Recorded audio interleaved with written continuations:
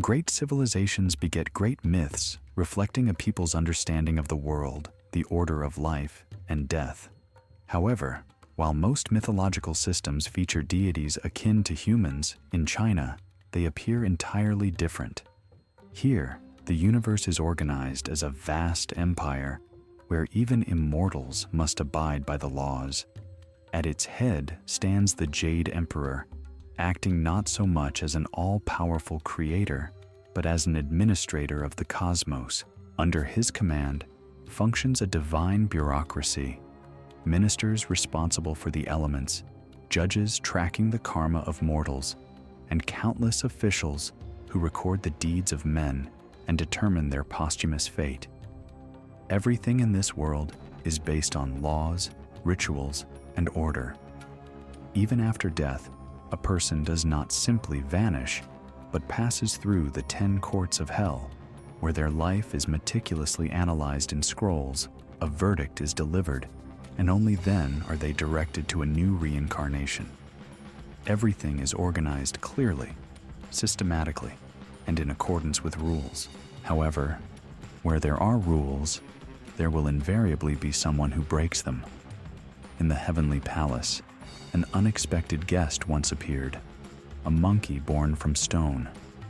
He was different. Instead of being content with a mortal's lot, he craved more. He mastered magical arts, mastered combat techniques, stole peaches of immortality from the heavens, and declared that from now on he was equal to the emperor himself. Armies were sent against him, sages were summoned, attempts were made to subdue him by force, but no one could defeat him. In other myths, heroes do not fight the gods, but change the very nature of the world. When a terrible flood struck China, people cried out for help, but the celestials did not intervene. Then one man, Yu the Great, decided to act. He did not try to stop the elements. He did not rush into battle with the water. He changed the rivers themselves, dug canals, directed the flows in the necessary direction. The flood receded, and people could continue to live. Not war, but reason, knowledge, and labor became salvation. Such stories are alive to this day. Their reflection can be seen in Chinese architecture, festivals, and martial arts. Even the very structure of the state, where order and discipline are valued above all else, resembles the celestial empire, where everything is subject to law. But before telling about gods, heroes, battles, and myths, it is necessary to understand this world. Because once there was neither heaven nor earth, nor the emperor himself. There was only emptiness, a formless chaos. When time itself had not yet begun, chaos reigned in the universe. It was omnipresent, had no shape or boundaries. The elements mixed with each other, appearing and disappearing, as fluid as an elusive mist. But within this chaos, hidden in its very core, a new order was being born. In its center was a cosmic egg filled with the pure energy of yin and yang, light and darkness. There, in this enclosed space, slumbered the giant Pangu. He knew neither his fate nor even that the world around him did not yet exist. Time did not exist for him because time had not yet begun. Thousands upon thousands of years passed until Pangu awoke one day. The first thing he saw was darkness. It surrounded him, pressed down on him, filled every particle of his being. The world around him was cramped, enclosed, compressed into one. He tried to move, but the space did not give him freedom. Then he realized that he was able to change this world. He reached out and felt the edge of the shell. It was as hard as stone, but inside himself he felt rage and determination. He took an axe born from his very will and struck with a swing. A crack rang out, echoing through the void. The world around him vibrated. Cracks ran across the egg. With each new blow, its walls cracked more and more. Finally, the shell shattered and its pieces flew apart. Light, pure elements soared upwards. That's how the sky was born. Everything heavy, dense, and burdensome fell down, forming the earth. But when the shell disappeared, Pangu saw that the world was not yet ready. Everything was unstable, shaky, like a morning mist. The sky could barely hold itself up, threatening to fall again and merge with the earth, mixing everything into primordial chaos. Then he realized, if he didn't hold them, the world would disappear. He straightened to his full gigantic height, put his feet on the ground, and stubbornly propped up the sky with his hands so that it would not collapse. Every day he grew. With every moment he became taller and stronger, and with him grew the universe. Space formed between the earth and the sky, in which life could be born. He stood like that, holding the world on his shoulders. Everything that existed depended on him. His breath became the wind, his voice, thunder. His movements determined the passage of time. Day after day, night after night, he stood, watching the world strengthen and gain strength. When finally he felt that the sky would no longer fall, that the earth was solid enough, and that order was established, he closed his eyes and collapsed. His body could no longer hold the world, but he no longer needed to. The universe could exist without him. A strong wind swept through the world. His voice sounded for the last time in peals of thunder. When he fell, his body became part of what he created. His flesh turned into earth. His blood turned into great rivers. His hair became forests, and his bones formed mountain ranges. Even his sweat, falling in drops, gave life to the first rains. But what happened to his soul? They say it spread throughout the world, filling it with power. Some claim that the first gods arose from his last breath, who continued his work. Others believe that the first man appeared from his spirit, the one who was to populate this new land. Thus ended the journey of the giant who created the world. This myth teaches that everything great requires sacrifice. The world is not born without labor. Any creation requires effort. The great order of the world did not arise by itself. It was built, held, and protected. But Pangu only laid the foundation. Heaven and earth were separated, but they remained empty. The world was great, but there was no life in it. His story had not yet begun. When Pangu fell, his body became the world, but the universe was not yet complete. Mountains, rivers, forests, and clouds already existed, but their movement was chaotic. Water flowed aimlessly. The wind rushed across the plains, not knowing when to stop. There was a need for a law that would direct its flow, give it rhythm, and make it alive. Thus, Yin and Yang appeared. These were the forces that permeated the entire fabric of reality, binding all things together.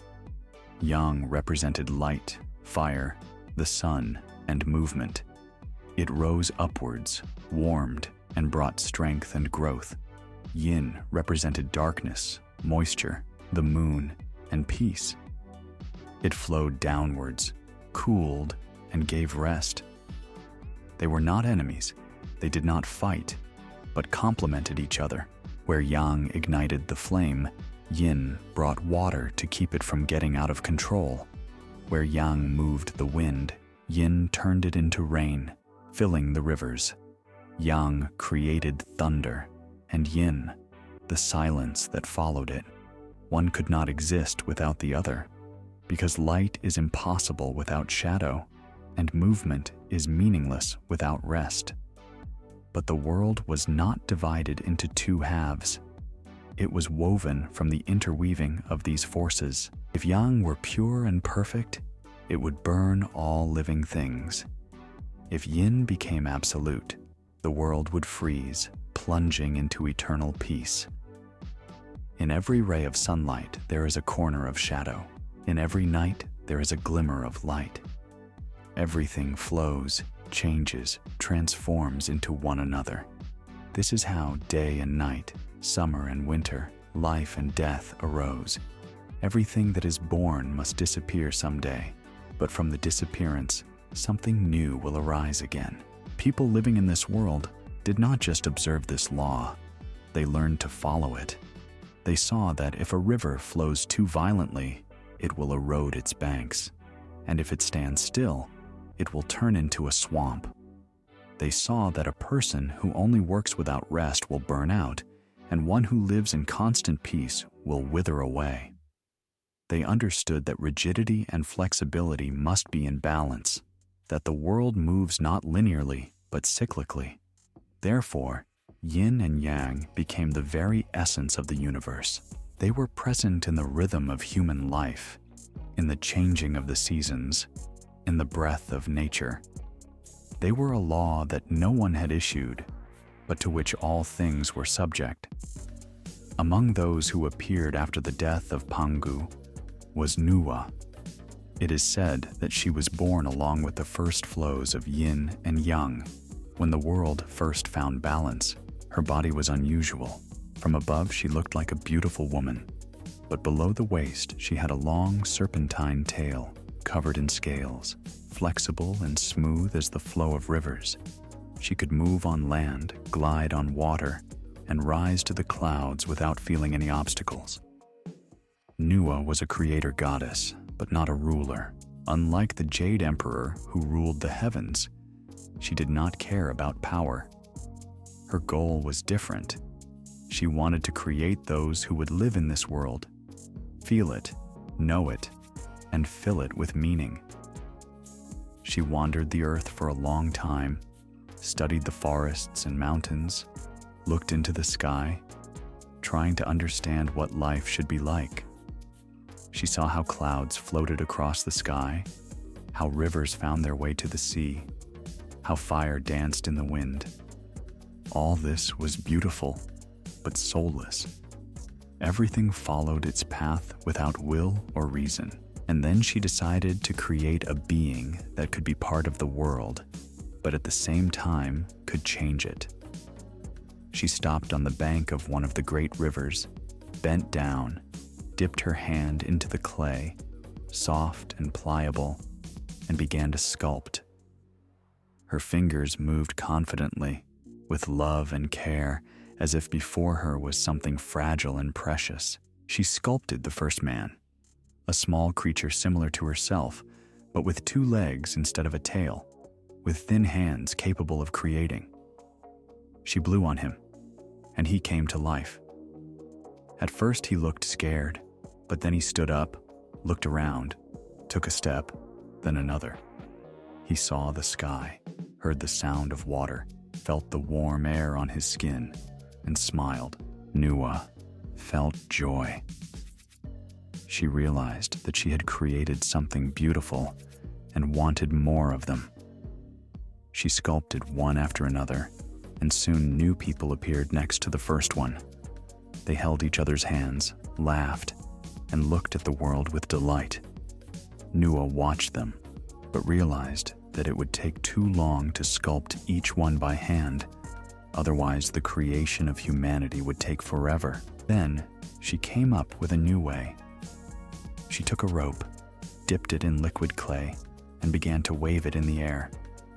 Drops of mud flew in all directions, falling to the ground, and each turned into a person.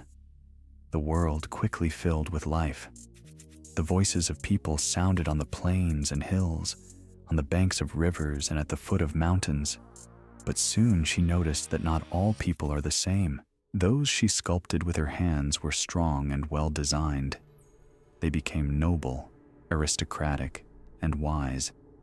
And those who came from drops of clay were more rough and imperfect. They became simple people, artisans, peasants, and servants. This is how social inequality arose in the world. Noble people were born from the hands of the goddess, and ordinary people from random splashes. But Nua loved all her children. She made no distinction between them. She taught them to live in harmony.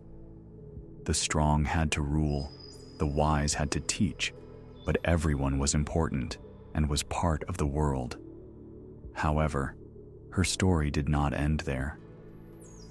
When the world was already filled with life, one day the sky split. The great pillars that held it up cracked, and dark storms began to fall on the earth. Fires engulfed the forests. Rivers overflowed their banks. Fiery stones fell from the heavens, destroying everything around. The people she created cried out in fear, hid, but there was no salvation anywhere. Then Nua realized if she did not fix this world, it would again plunge into chaos. She went to the great turtle, asked for its legs, and propped up the sky with them so that it would no longer fall. She collected multicolored stones, melted them, and used this celestial glue to patch the holes in the celestial vault. Having given all her strength, Nua felt that her time on this earth had come to an end. She knew that she would no longer be able to walk among people, watch the sunrises, and listen to the laughter of those she had created. But she no longer needed to fear for them. She saw how people rebuilt their homes, raised children, passed on knowledge, and created their future. The world she had saved and filled with life was now living its own life. It is said that, dying, Nua dissolved into the world she created. Her spirit remained in the stones and clay, in the wind and water, in the breath of every person. She did not disappear, but became part of all her children. Since then, the Chinese have believed that every person carries a particle of divine power, that everyone has a purpose to leave their mark. But the world continued to live on its own. Gods, born together with the universe, wandered among the mountains and rivers. There was neither a ruler, nor a court, nor a law among them. The world was ungoverned. Then came the one who was destined to take the throne among the celestials, the Jade Emperor. But unlike the gods who had existed from the beginning of time, his role was different. He came when the universe already existed and brought to it what it lacked: order. But the path to power was not easy. It is said that he was once a mortal. He was one who strived for perfection, studied the art of governance, grasped the wisdom of heaven and earth, and sought harmony in every movement. Centuries passed. He became wiser and wiser, but did not age. His will, spirit, and mind strengthened until one day he crossed the line that separates man from the immortal. Then he rose above the mortal world and above the heavens themselves. He came to where there was no power, but where it was needed. And when turmoil began among the gods, when storms threatened to destroy the heavens, he turned out to be the one who could stop the chaos. He ascended to the throne of the heavenly palace thanks to his own righteousness and wisdom, and from that moment the world changed. Now every god had his place. Those who were responsible for the water received the rivers as their possession. Those who controlled the winds were no longer restless wanderers. Now they were summoned when they were needed. The gods of thunder, rain, sun, and moon knew when their hour would come. Even the underworlds ceased to exist in disarray. Now there the souls of the dead were judged not according to the whims of spirits, but according to strict laws. This is how eternal order was established. But the Jade Emperor was not a god who descends to people, not one who interferes in their destinies. He sat on the throne, surrounded by heavenly officials, watched the universe, issued decrees, and judged among the gods.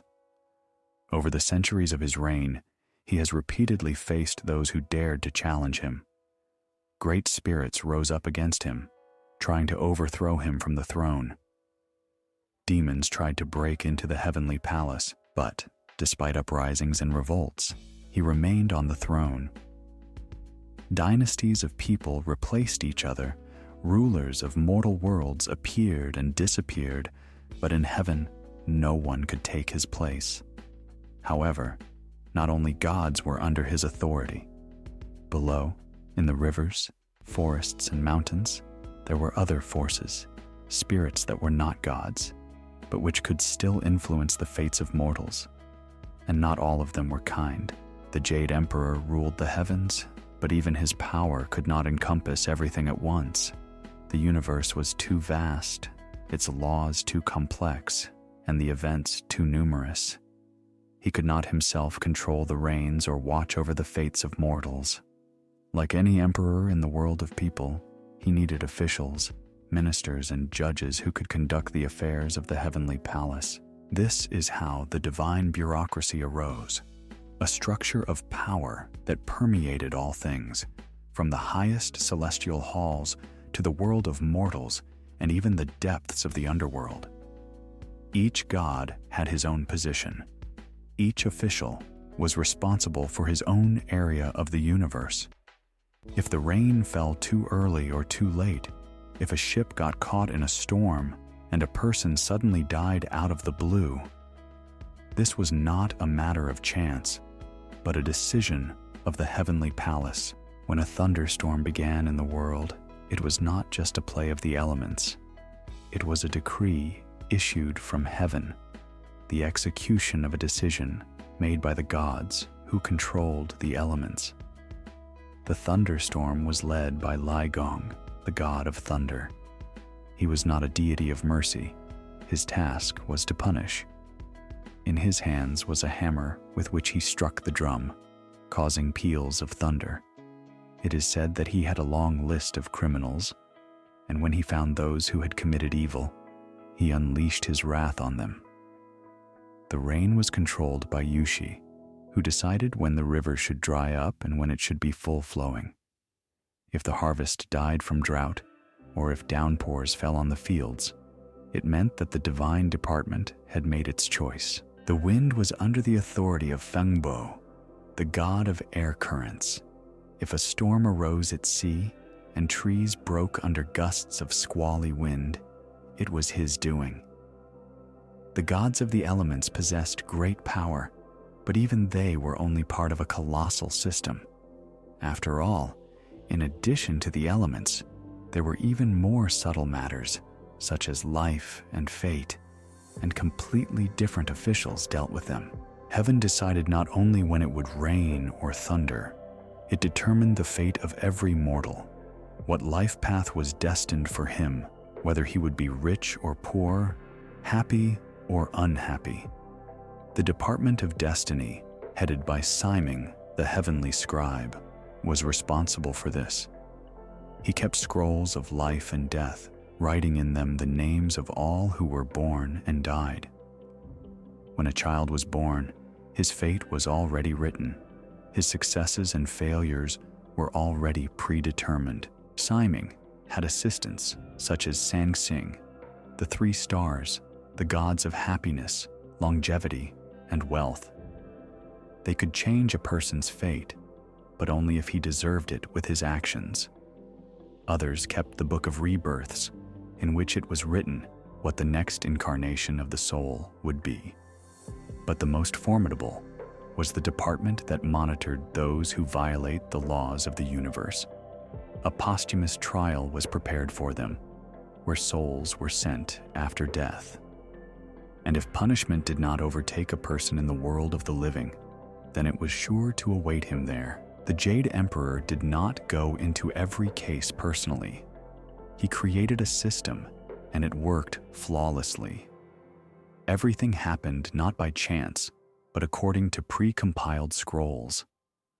A person could live in the illusion of freedom, but his life was already inscribed in the heavenly archives, and what happened to him was only the execution of a long-made decision. The heavenly palace ruled the universe, but people rarely turned their eyes to the distant emperor.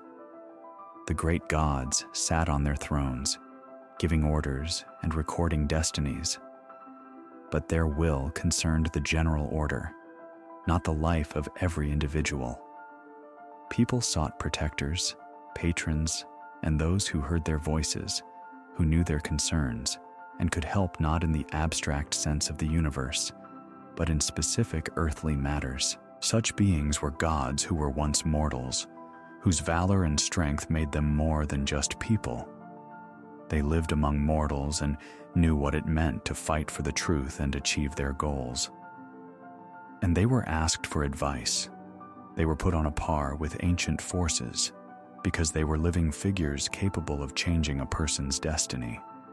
The name Guandi was known to everyone who had ever heard stories of duty and indestructible strength of spirit. He was a general, a man whose glory walked ahead of him. When his life was cut short, the heavens could not let him go. People like him do not disappear and do not become nameless shadows in the flow of rebirths.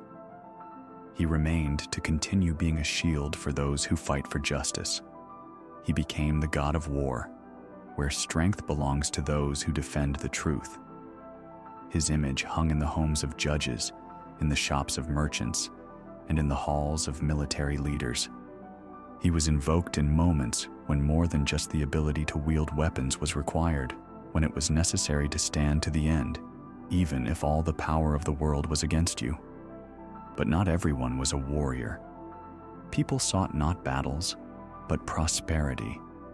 They built markets, opened trading rows, and sought fortune in a world where labor did not always bring results, and wealth could come or disappear.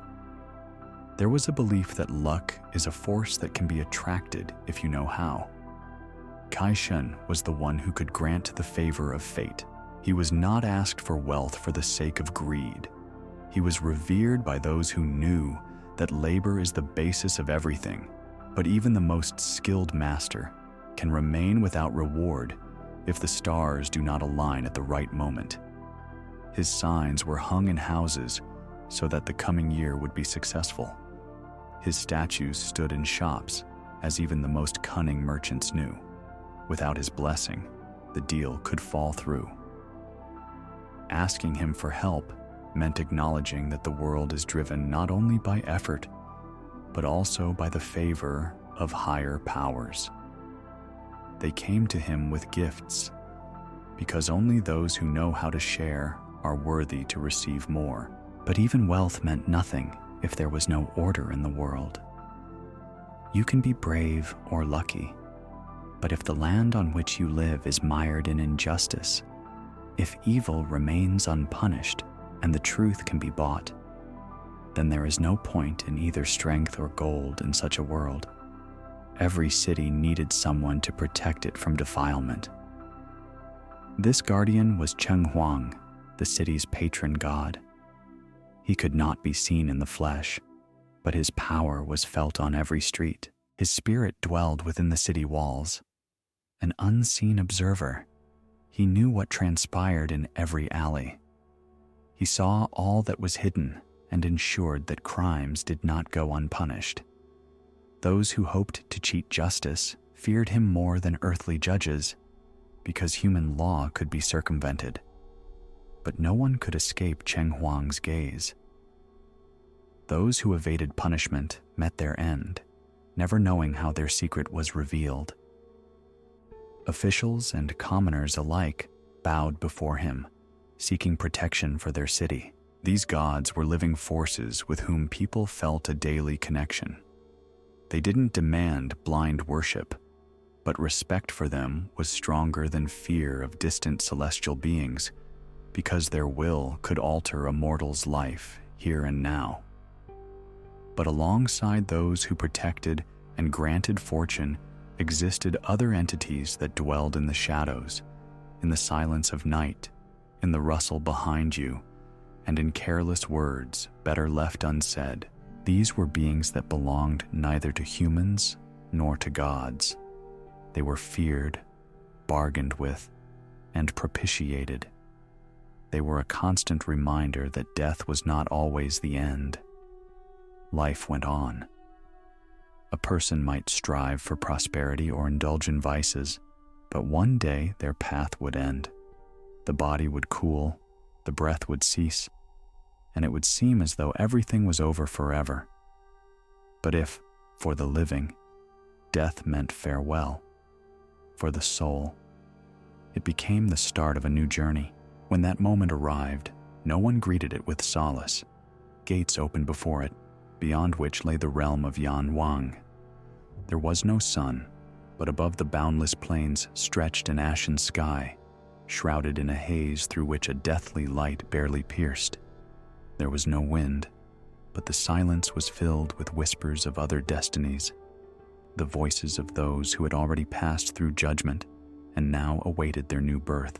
In the center of this realm stood a black palace, reached by stone bridges that trembled beneath one's feet.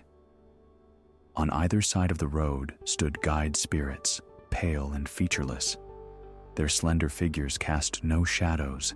Their eyes were empty. They silently pointed the way, urging the soul forward toward the one who ruled this world. Beyond the palace's massive gates began the Hall of Judgment.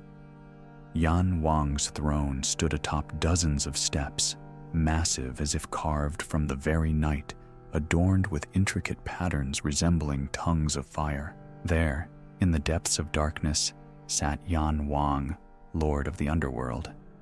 His face resembled a stone mask, unmoving, devoid of emotion.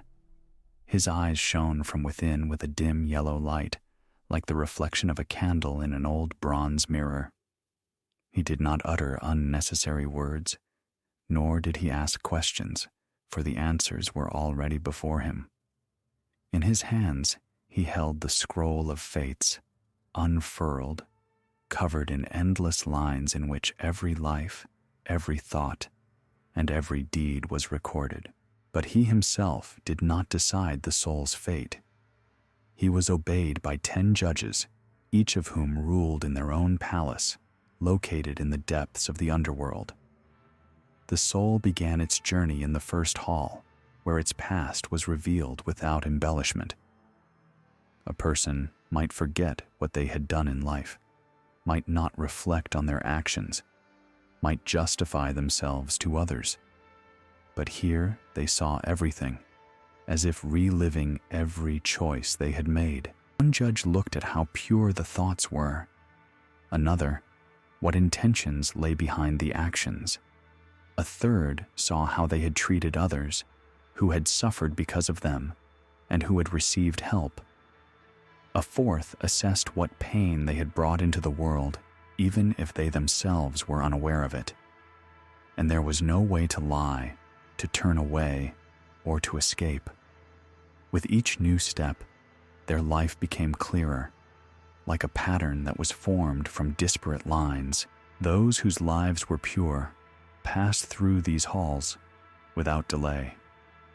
The judges said nothing, only watched them go, allowing them to move on. The road led the soul to the wheel of destiny, which spun in the center of Yin-yang's palace. It resembled a massive disk, carved from light stone, inscribed with ancient symbols whose lines glowed with a soft bluish light. Within it shimmered endless reflections. In its depths flowed rivers of time, rippled the faces of those who had once lived, and those who were yet to be born. The wheel moved silently, its rotation never stopping for an instant. It did not remember names, but it retained the essence of every soul, its karma. The wheel determined the next birth, whether the soul would become human, animal, or spirit, whether its life would be easy or full of misfortune. If the path had been darkened by evil, the new body became a prison, and life a heavy trial. The wheel led each one to where their own choices had led them, but not everyone reached this place. There were those whose lives had left behind too much destruction, and their path stopped among the underground halls. Their karma was too heavy, and they could not leave just like that. The judges sent them to atonement, where they had to go through the pain they themselves had created. A person who had destroyed the lives of others now saw their own crumble. One who had caused suffering now experienced it themselves. One who had known no pity now knew what it meant to stand before those to whom they had done evil. This was not punishment, but reflection, an opportunity to see their own path as it had been, but now through the eyes of others. When all was completed, the door opened again, and the wheel of destiny received the soul. Its light enveloped it, and in an instant, it vanished into a new world. A person might forget everything that had been before, but the karma remained with them. It influenced their future path, their meeting with the world, and the trials that awaited them ahead.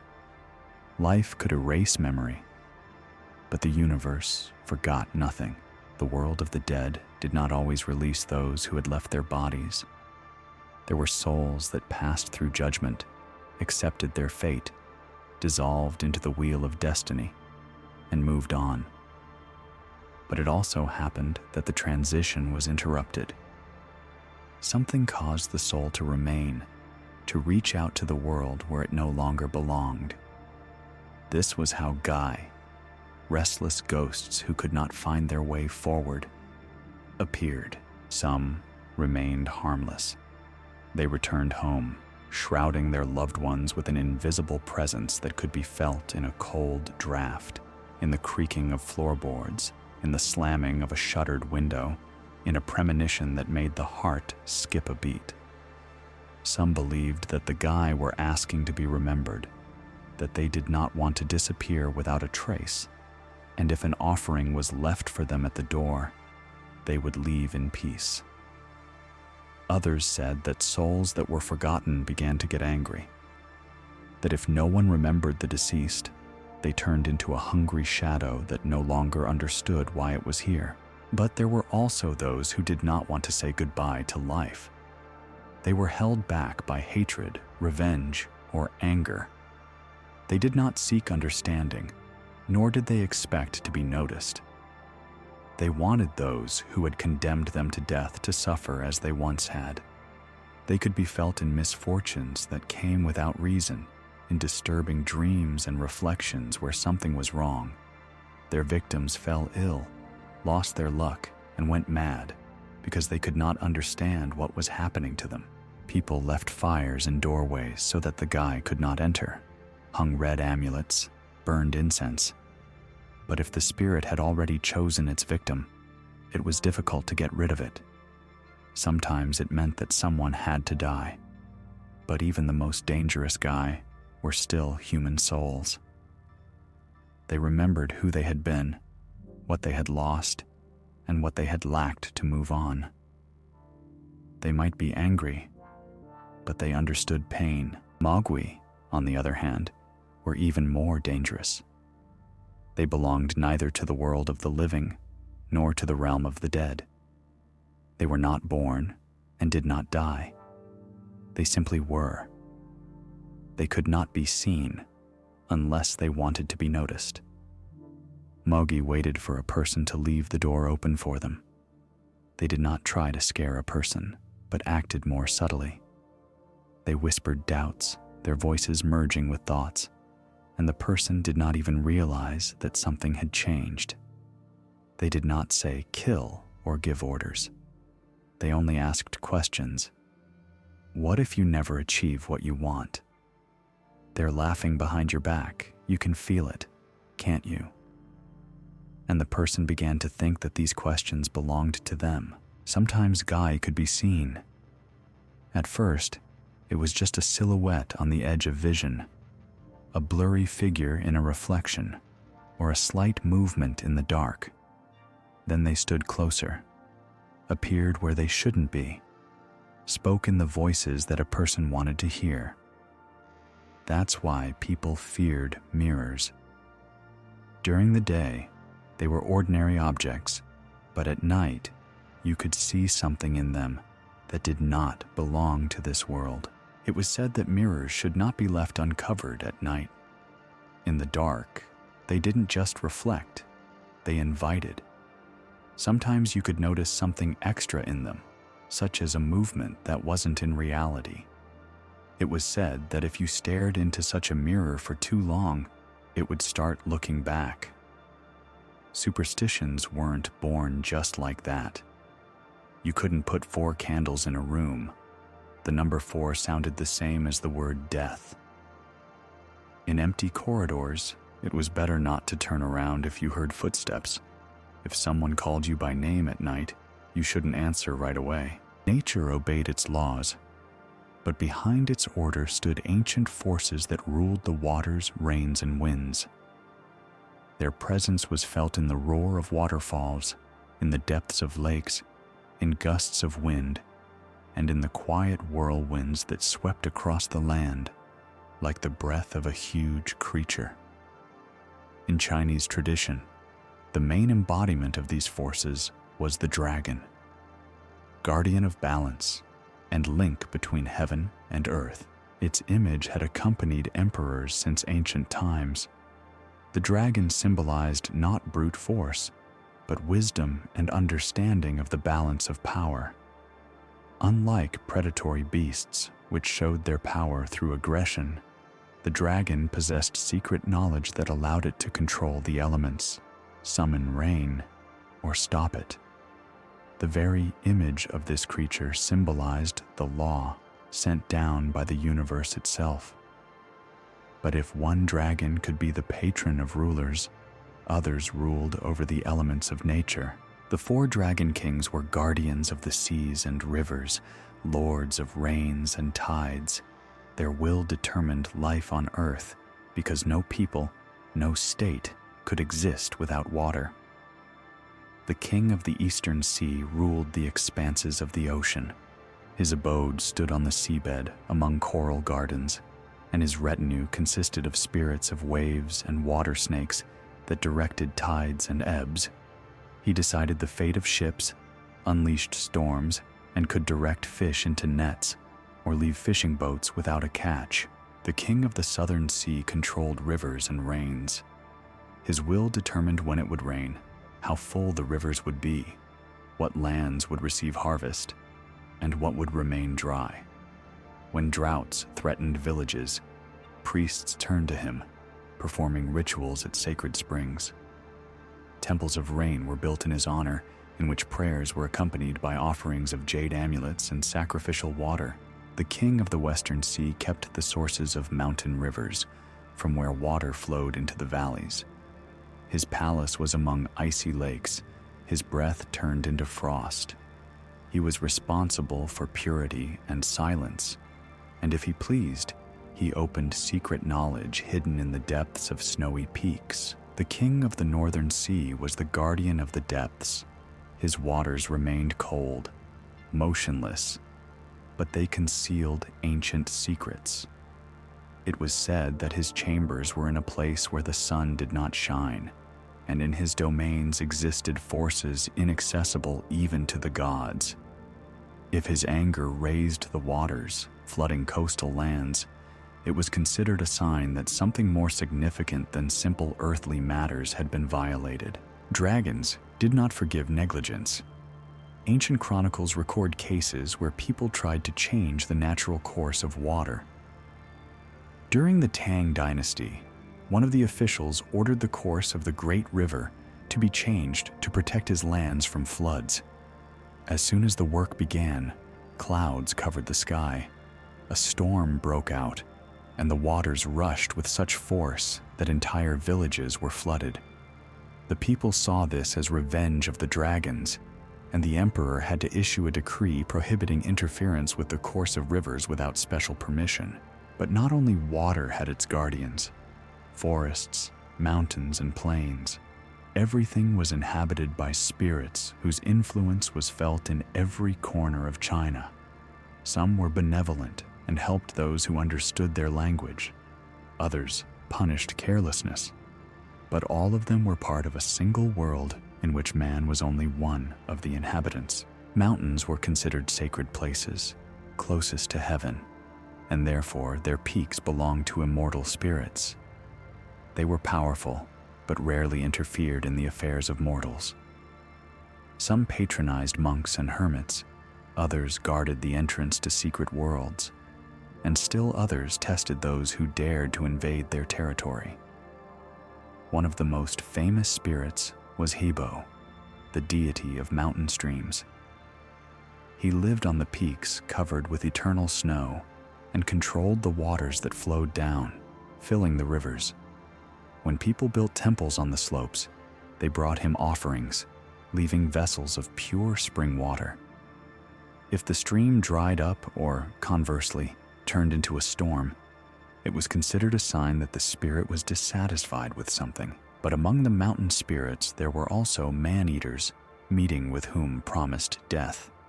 They lived in caves, among misty ravines, and deceived travelers, luring them with the sounds of flutes or cries for help. Legend said that they could take the form of a human, but their reflection in the water always remained beastly. The rivers of China have always been living beings. They could be generous, bringing fertility, or destructive, washing away entire settlements. Their spirits existed as real forces with which it was necessary to be able to negotiate. The great Huang He, the Yellow River, had many guardian spirits. The most revered was an old man in white clothes living in the depths of the river. He could appear to people, warning of floods or, conversely, promising a successful season for farmers. Legend said that he often tested people, offering them deals, and if a mortal showed greed or disrespect, the spirit could flood his village or make him a wanderer whom the river would never let home again. There were also ghost rivers, in whose waters the souls of the drowned were hidden. It was believed that at night in such places, you could hear them call travelers by name, hoping to entice them along. To protect themselves, stone altars were placed on the banks, and lanterns were lit so that the spirits could not come ashore. Among all the natural spirits, it was the trees that were considered the keepers of memory. They lived longer than people, watched the change of generations, and some of them could talk to those who knew how to listen to them. In Chinese villages, it was customary to respect old trees. Cutting down such a tree meant incurring the wrath of its spirit. Cypresses and pines were especially revered, which were considered symbols of longevity. They believed that if you hugged the trunk of such a tree and listened, you could hear the voices of ancestors who whispered advice to those who were ready to accept it. Peach trees had a special power. They grew in the gardens of the gods, and their fruits bestowed immortality. In homes, peach wood was considered an amulet. They believed that it warded off evil spirits.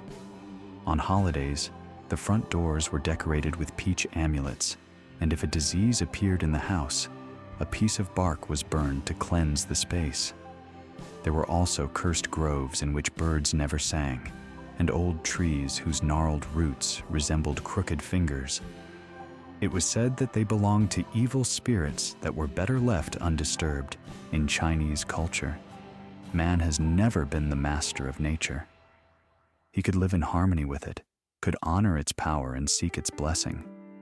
But if he forgot about balance and reverence, then nature reminded him of himself, with rains that did not stop for weeks, rivers that overflowed their banks, and roads that disappeared into the fog.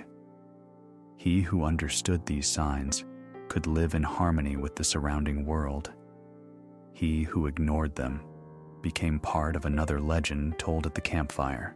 But if nature followed its laws, then the world of people required order. It was created by the people themselves, passing traditions from generation to generation, preserving the connection between the living and the dead. This order was formed for centuries, but most of all, it was strengthened by Confucianism, a doctrine that became the basis of Chinese civilization. Confucius lived in an era when the country was torn apart into warring kingdoms. Rulers forgot about their duty, Wars wiped cities off the face of the earth, and old traditions lost their influence. He created a system of views that did not rely on divine commandments. He studied the texts of former sages, reviewed the rituals of the past, and looked for patterns in history through which states became strong and people became virtuous. He concluded that the stability of society rests on the correct relationships between people, where everyone should follow their role, where the younger honors the elder, and the ruler cares about the subjects. The Chinese world was arranged so that the family became the foundation of everything. Man was part of a clan, a link between past and future generations.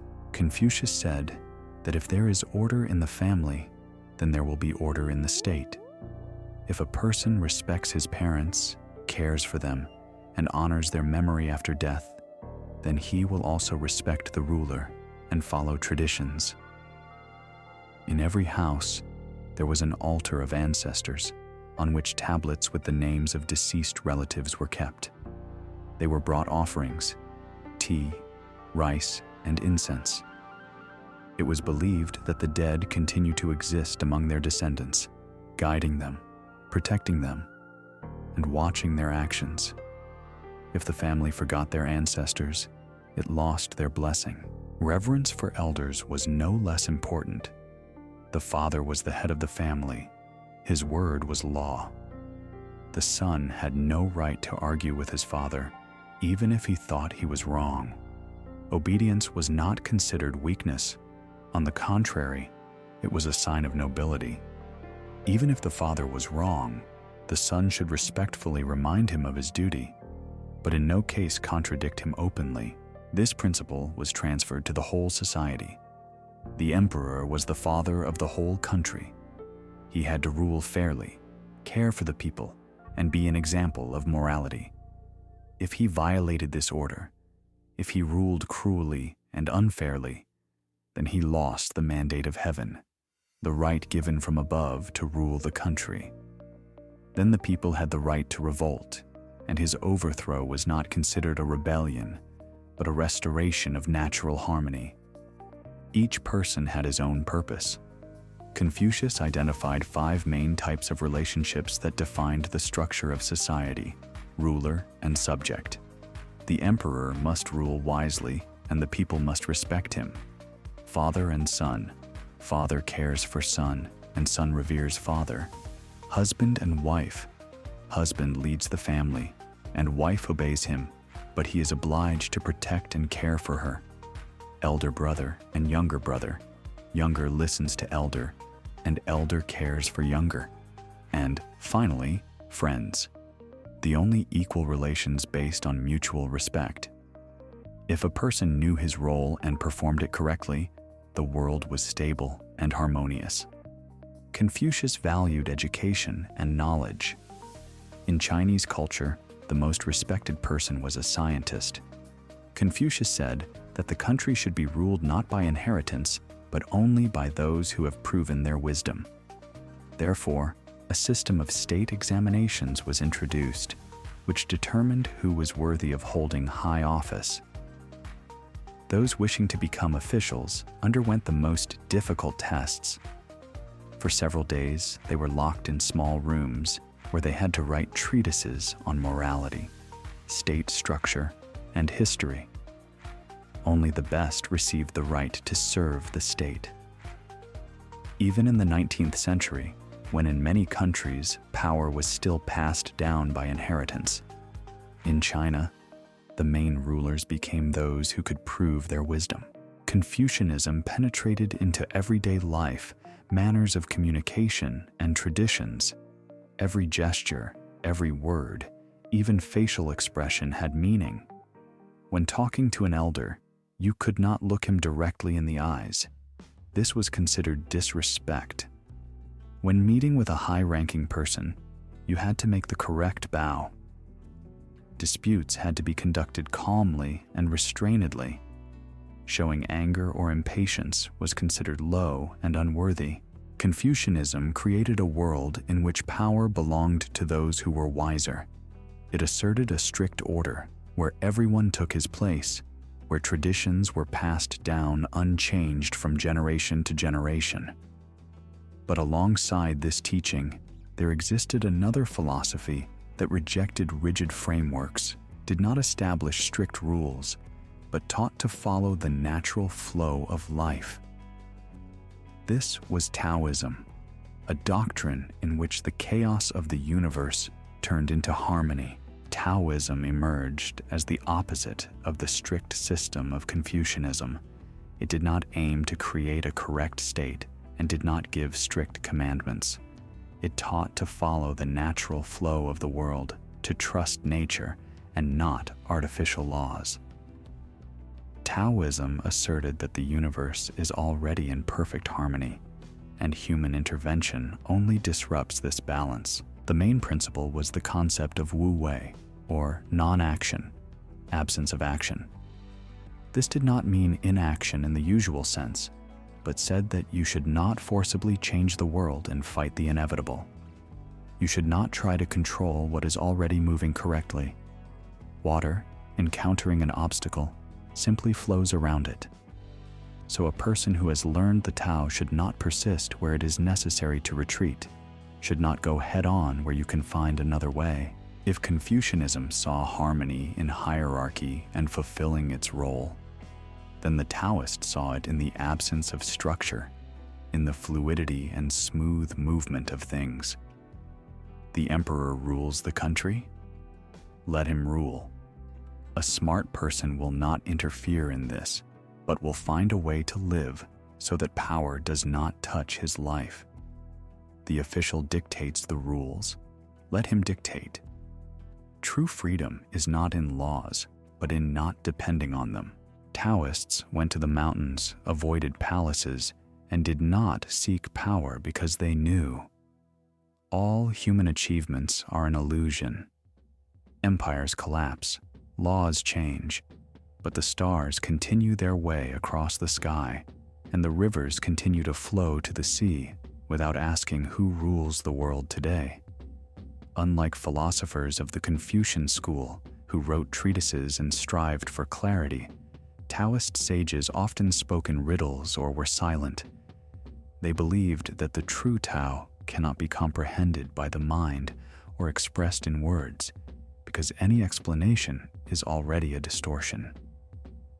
One of the main texts of Taoism, Tao Te Ching, attributed to Lao Tzu, begins with the phrase, "The Tao that can be expressed in words is not the true Tao." Taoism not only denied the need for strict laws, but also offered a path that led beyond the very boundaries of human life. If Confucianism taught to be a worthy person, then Taoism asked the question, what if it is possible to transcend human nature? Taoists believed that the path of the Tao is not only the search for harmony, but also the path to immortality.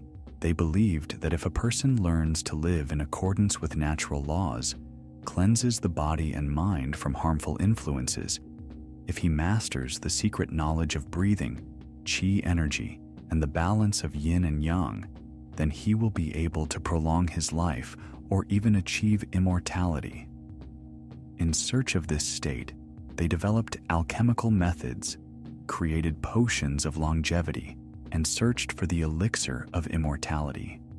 They studied herbs and minerals, meditated, and practiced special physical exercises, believing that proper management of energy is able to transform the body and spirit. Some of the Taoists disappeared from the world, and legends were composed about them.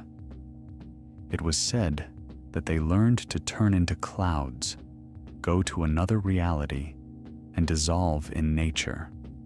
Old chronicles record people who went to the mountains and never returned, about wanderers who were seen for decades, but who did not age. They were called immortals, beings who had comprehended the true nature of being. Taoism penetrated into everyday life, shaping Chinese medicine, martial arts, and the art of energy management, Qigong and Taiji Quan. He taught to live in harmony with the body, nature, and oneself. He said that health is a balance of energies, and disease is a sign of disruption of the flow of forces. That proper movement and breathing can return a person's lost integrity. Martial arts masters adopted from the Taoists the principles of softness and fluidity, the ability to yield in battle in order to win later. Unlike brute force, the philosophy of Taoism offered to use the opponent's movement against himself, avoid collisions, and not go head-on. If the Confucian sage was strict and committed to the rules, then the Taoist sage is more of a cheerful recluse, a wanderer. He laughs at human anxieties, floats along the river of life, not trying to change its course. He knows that everything is temporary, that everything passes, and that is why he is free. It was said that Taoist sages could turn into wind, walk on clouds, and disappear beyond reality. But even if these were only legends, their philosophy really gave a person inner freedom. They were not afraid of change, did not cling to the earthly, and did not obey other people's laws. They were interested not in the structure of society, but in the secrets of life itself and ways to prolong it, or even go beyond the boundaries of human existence. They believed that by understanding the Tao, one could become immortal. But what if immortality is not a goal, but just another illusion? What if a person has already lived many lives and will live as many more until he is freed from the endless cycle of rebirths? A new teaching came into Chinese philosophy, Buddhism, and it brought with it a completely different picture of the universe.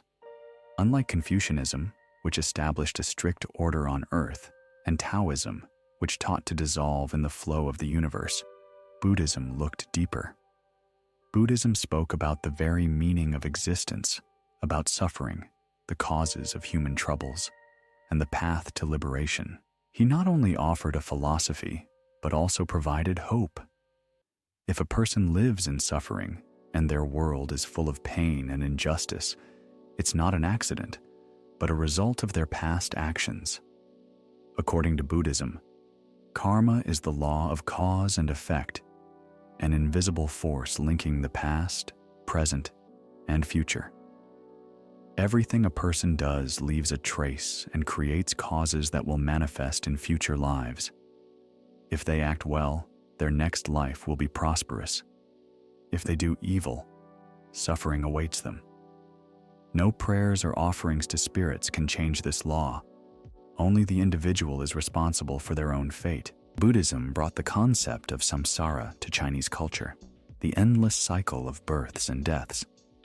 A person dies, but their soul does not disappear. It reappears in a new body, again and again, until they reach nirvana, or, in other words, complete liberation and enlightenment. But not everyone could immediately achieve this state. More often, people were tied to the world by their desires, passions, and ignorance. These passions pushed them into making mistakes, influencing their karma, and returning them to the world of suffering. Even after death, they faced the ordeal of the afterlife judgment. In Chinese Buddhism, concepts of the afterlife intertwined with traditional beliefs about the underworld of Yin-yang. Judges of the underworld examined the karma of the deceased, weighing their good and evil deeds. If a person had led a righteous life, they could be reborn in more favorable circumstances. But if their soul was burdened with sins, punishment awaited them in one of the underworlds, where they had to atone for their actions. But the punishment was only temporary, and when the sins were atoned for, the soul would return to the world, given a new chance. Buddhism not only explained suffering, but also provided examples of those who had overcome this world. The teachings included Buddhas, beings who had attained nirvana and freed themselves from rebirths. Buddha is not a name, but a state, the highest stage of development for a being who has realized the truth. The most famous was Siddhartha Gautama, a man who renounced power and wealth to understand the nature of suffering and find the path to liberation. Along with Buddhism, the veneration of bodhisattvas came to Chinese culture, beings who had achieved enlightenment but refused to enter nirvana in order to help others be free from suffering. The most revered became Guanyin, the bodhisattva of compassion, who hears the prayers of all living beings and helps those who seek salvation. Her image, gentle and compassionate, became one of the most beloved in the Chinese religious tradition. Buddhism did not reject other beliefs, but intertwined with them, enriching and changing them. It gave new depth and form to Chinese religiosity. It gave people hope that suffering is not a sentence, but a test that can be overcome. It taught that the world as we know it is only a temporary illusion, that everything changes and no one is bound to one existence forever. If Confucianism said that a person should take their place in the world and Taoism taught to go with the flow, then Buddhism offered to go beyond existence itself, to break free from the cycle of rebirths and reach a state in which there is no pain, no suffering, and no time itself. We have already examined how the world of Chinese beliefs was formed. We talked about gods and the strict hierarchy of the celestial palace, analyzed the philosophical teachings that determined not only religious ideas, but life itself. Now, let's turn to the heroes. Chinese mythology is full of legends about people who changed the world, tamed the elements, and defied the gods. Their exploits determined what China became and how it was seen by posterity. In ancient times, when the world was not yet inhabited by people, when rivers flowed where they wanted and mountains arose on their own, China suffered from the Great Flood. Water overflowed its banks, flooded villages, eroded fields, and washed away roads. The whole country turned into a huge sea, and no one could tame the elements. People died of hunger, animals left their lands, and rain poured as if the heavenly gates had opened forever. The first to try to cope with this disaster was Gun, the father of Yu. He built dams, created barriers, but the water was stronger. It broke down walls, found weak points, and destroyed everything that people built. For 10 years, Gun fought the river, but he could not defeat it. Then the emperor ordered him to be executed, and the taming of the flood was entrusted to his son, Yu. Yu did not repeat his father's mistakes. He understood that water cannot be restrained, it must be directed. Instead of building barriers, he began to dig canals, lay new channels for rivers, creating a natural drainage system. He traveled throughout China, studying the land, observing the rivers. He was looking for ways to subdue them, not with force, but with reason. Legends said that he worked for 13 years without rest, himself digging the earth and laying new channels. Even when he passed by his house and heard his wife's voice, he did not go inside. If he had stopped for even a moment, the flood could have swallowed the country. In the end, his efforts bore fruit. The rivers no longer overflowed. The water began to follow a new path, and China gained a new life. In gratitude for his feat, the people elected him emperor, and he founded the first great Chinese dynasty.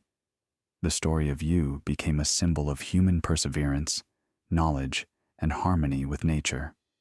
He conquered the elements with reason, showing that nature can not only be tamed, but also made an ally. Another legend tells us about 10 sons. They were the children of the great celestial Lord and alternately appeared in the sky to warm the earth. But one day, tired of boredom, all 10 suns rose at the same time. Their light and heat became unbearable. The rivers dried up, the earth cracked, plants and animals died from the heat. The world began to disappear in flames, The great celestial lord could not stop his sons and then called the greatest archer Hu Yi. He gave him a magic bow and 10 arrows, ordering him to rid the world of danger. Hu Yi took aim and one by one began to shoot down the suns. 9 luminaries fell from the sky, and only one remained, so that the world would not plunge into darkness. People celebrated his victory, but the celestial gods were furious. Hu Yi, who had saved humanity, became a cursed hero. He lost divine favor, and his fate no longer belonged to heaven. Realizing that he was doomed to old age and death, he went in search of the elixir of immortality. He traveled for a long time until he found Xiwangmu, the mistress of the Western paradise. She gave him a potion that could take him to heaven, but he did not drink it immediately. He wanted to share it with his wife, Chang'e. One day, when he was not at home, Chang'e saw the elixir, and remembering that her husband had doomed her to death, or according to another version, fearing that the elixir would be stolen or out of curiosity, took it herself. Legend has it that she ascended to heaven, but not to the throne of the gods. Instead, she became a resident of the moon, forever alone and forever separated from the earth. Hu Yi lost everything. He saved the world, but could not save himself. His name became a legend, but he remained a mortal exile among people, as a warning that even a hero can become a victim of his decisions. The next myth tells us about 8 sages. They wandered around the world, laughed at its rules, drank wine with the gods, rose into the sky, and returned back when they wanted. They were called the 8 Immortals, 8 Taoist sages who knew the secret of eternal life. Each of them came to immortality in their own way. They did not care about the laws of people or gods. They knew that the world is a game, and they learned to play it better than anyone. Lu Dongbin was a warrior, a skilled fencer, and a man who was predicted to have a brilliant career in the court. He dreamed of glory and great battles, but one day he fell asleep in a tavern and had a dream. In this dream, he lived a whole life. He became an official, received wealth, started a family. Years passed, then he was betrayed, his career collapsed, his property was taken away, and he lost everything. He grew old in loneliness and died unnecessary to anyone. Waking up, he realized that it was all just an illusion. Worldly success is a mirage that disappears sooner or later. Then he left his old life, went on a journey, and met an immortal mentor who opened the path of Tao to him. Thus, Lu Dongbin learned immortality not in glory, but in renouncing it. Once, Li Tieguai was a great sage whose body was strong and whose face was beautiful. One day, he sent his soul on an astral journey, leaving his body for several days. But when he returned, his body had already been burned. The disciple thought he was dead. He found himself trapped between worlds. Then he entered the first body he came across, the body of a beggar, a lame old man with an iron cane. People laughed at him, looking at his ugly appearance, but he just laughed in response. After all, he was no longer human. He crossed the border between mortals and immortals, and earthly trifles no longer bothered him. He could turn stones into gold, but gave them only to the poor. He could perform miracles, but preferred to joke about the greedy and stupid. He walked the earth like a tramp, but eternity itself walked behind him. Han Shangzi was born into a noble family, but he was not interested in worldly learning. He saw the secrets of the world in music. He wandered through fields and mountains, listening to how the wind plays with the foliage, how the water sings in the streams, how the snow falls on the ground, making no sound. They said that he played the flute so that flowers bloomed in winter, and birds sat on his shoulder, enchanted by the melody. He understood the language of nature, and one day disappeared, dissolving in the music and becoming part of it. Zhang Guolao was a Taoist master known for riding his white donkey backward. He was asked why he did this, and he laughed and replied, "You think that time moves forward, but it moves backward. You think you know the way, but you are just following in the footsteps of others." His donkey could disappear into the air and reappear at his will. Zhang Guolao could predict the future, but never said it directly, only left riddles. He knew that all truths are relative, reality is an illusion, and the best way to know the world is to look at it differently than everyone else. He Xianggu was the only woman among the 8 immortals. She began her journey as a teenager when a Taoist teacher gave her a magic peach of immortality. After that, her body became light as a cloud, and she could live without needing food. She wandered through the mountains, collecting herbs and helping people, and one day simply rose into the sky, dissolving in the dawn. Lan Kaihe was the strangest of the immortals. He wore tattered clothes, walked barefoot, sang in the streets, and often pretended to be insane. He walked among people, but did not belong to them. They gave him money. He could immediately throw it into the river or give it to the poor. He could laugh, looking at the rich, knowing that their gold is just dust. He never explained his actions, but one day, in front of everyone, he sang a new song and ascended to heaven, disappearing into the clouds. Chao Guojiu was an aristocrat, the brother of the empress, who had everything. But one day he saw how dirty court life was, how much betrayal, greed, and hatred there was in it. He left the palace, put on simple clothes, and became a wanderer. He sought the truth until he met other immortals who showed him that wealth is an illusion, and true strength is in freedom from the earthly.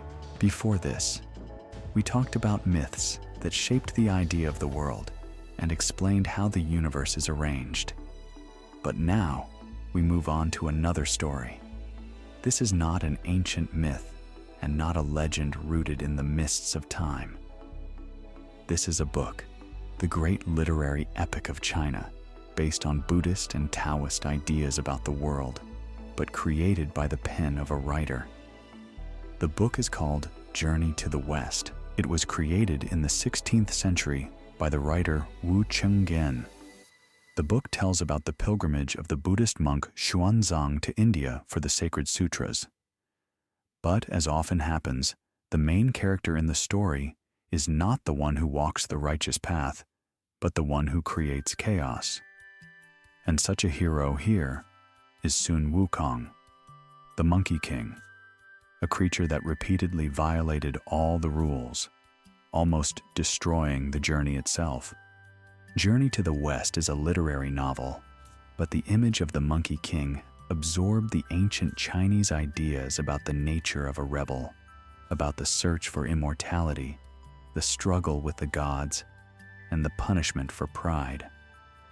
This is the story of a hero who received incredible power, but did not know what to do with it. He challenged the entire universe just to prove that he could. He appeared from a stone, saturated with the energy of heaven and earth, absorbing the magic of the world. As soon as he appeared, he realized that he was not like everyone else. He had strength, cunning, a thirst for knowledge, and an incredible desire not to obey anyone. He went on a journey, studied the art of fighting, and sought knowledge until he found a Taoist teacher who revealed the secret of immortality to him and taught him 72 transformations. He could change his appearance, becoming anyone, an animal, a spirit, and even an inanimate object. But immortality alone was not enough for him. He descended into the underwater kingdom of the Dragon King and took his main treasure, the golden staff Ruyi Jingu Bang, which could change its size from a needle to a huge pillar capable of holding up the sky. This staff used to support the world's ocean, but now it became a weapon in the hands of a monkey. Now he possessed immortality, knew Taoist magic, could turn into any creature, and possessed the most powerful weapon in the world. His first thought was not about how to maintain balance, but about how to prove that he was above the gods. When he realized that no one could compare to him in strength, he decided that he should rule the heavens. He appeared in the palace of the Jade Emperor, the main god of the Chinese pantheon, and demanded that his power be recognized. The gods, wanting to avoid war, decided not to engage him in battle, but to trick him into heaven. The emperor offered him the title of groom, the one who takes care of the heavenly horses. Sun Wukong considered this an insult, destroyed the stable, broke into the celestial chambers, and declared himself the great sage, equal to heaven. A creature that should not be given titles, because he himself is above all titles. Then the war began. Heavenly generals, armies of gods, and legendary creatures. No one could cope with Sun Wukong. He defeated everyone, laughed at lightning strikes, deflected spears, and struck the heavenly hosts with his staff. He could not be killed or restrained. Then the Jade Emperor summoned the Buddha, the only being who could stop him. The Buddha did not use weapons and did not call for help from armies. He simply held out his hand and said, "You are great. But if you are so strong, try to get beyond my palm." Sun Wukong, sure that this was another trick, crossed the heavens in one jump. He flew through the clouds, past the stars and the far limits of the universe, until he reached 5 huge columns. He thought that this was the border of the world, left a sign of his presence, and, satisfied, returned back. But when he landed, he saw that he had been in the palm of the Buddha all this time. The 5 columns were just his fingers. At that very moment, the Buddha closed his palm and then turned it into a huge stone mountain of 5 peaks, under which the monkey was sealed for 500 years. His rebellion was suppressed, and power proved powerless against wisdom. But the story does not end there. Because one day, when the Buddha needed a protector for the monk Xuanzang, who was to go to India for the sacred sutras, the monkey was released. But now, he was not the same as before. He had to learn humility, patience, and awareness that strength is not just the ability to destroy, but also the duty to protect. Thus began his journey to the West, a path of redemption that was to turn a rebel into a true hero.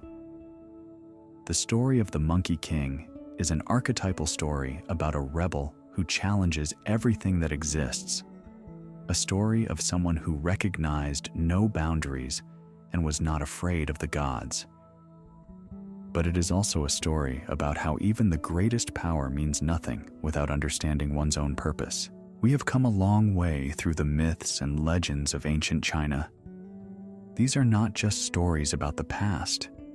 This is a reflection of the Chinese view of the world, of man, of order and chaos, of life and death, and of the eternal search for harmony.